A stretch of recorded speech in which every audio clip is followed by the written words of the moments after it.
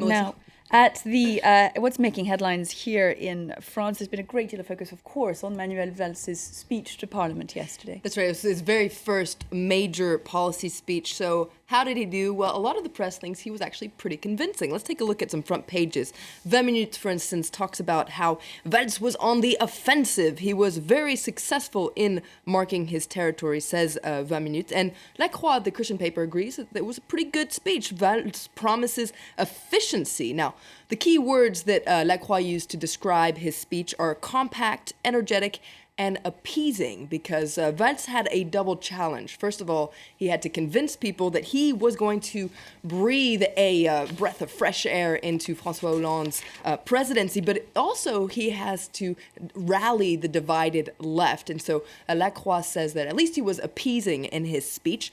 L'Opinion, the pro-business paper, goes further and says that Valls actually managed to erase 2 years of his predecessor, Jean-Marc Ayrault. Now, Aujourd'hui en France agrees there's been a real clear change in tone with his speech. This is a real turning point in François Hollande's presidency. And Aujourd'hui en France says not only did Manuel Valls manage to show clear determination yesterday, he actually presented a lucid diagnosis of the state of France to French people and announced a wave of policies that are designed to drag France out of the economic mess it's in. Now, it is those policies that you mentioned, Flo, that are examined, picked over by the French press as well this morning. That's right. As you can imagine, the business papers are really paying very close attention to what Valls is saying about the economy. Let's look at Les Echos. They're talking about how Valls spoke without taboo, and he spoke frankly, says Les Echos. He chose to speak to French people in general rather than focusing just on the left. And its editorial just got a sneak peek there. They say that his speech was surprisingly, unabashedly pro-business. It was made in France politics. That's what Les Echos says today. Valls vowed to slash labor costs, decrease corporate income taxes and household taxes, and Les Echos is pretty happy about all this.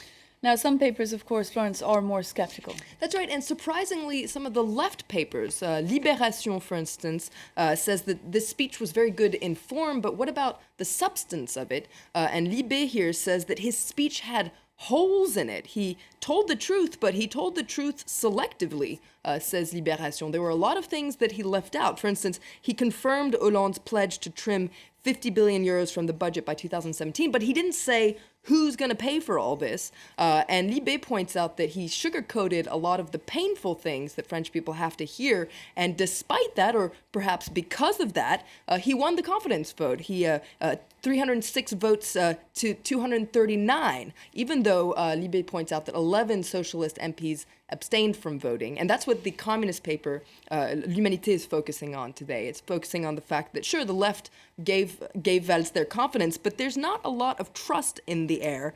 The confidence they gave him is just a mirage, says L'Humanité. They call it trompe-l'œil. It's a window dressing. He didn't really manage to reassure voters who went out and punished the left during those recent municipal elections. And no great surprise, of course, Florence, the papers on the right were also unconvinced. That's right.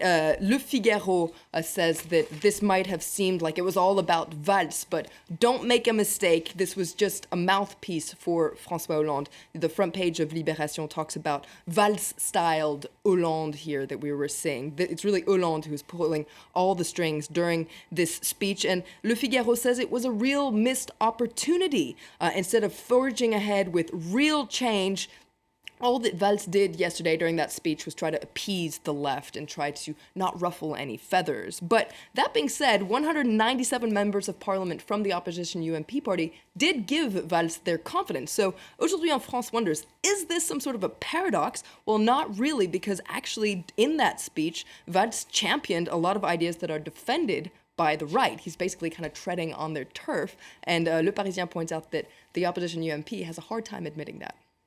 Thank you very much indeed, Florence. A look there at what the French papers have to say in particular about that speech by Manuel Valls yesterday. It is 27 minutes past 7 here in Paris. We're going to take a quick break and I'll be right back with the headlines.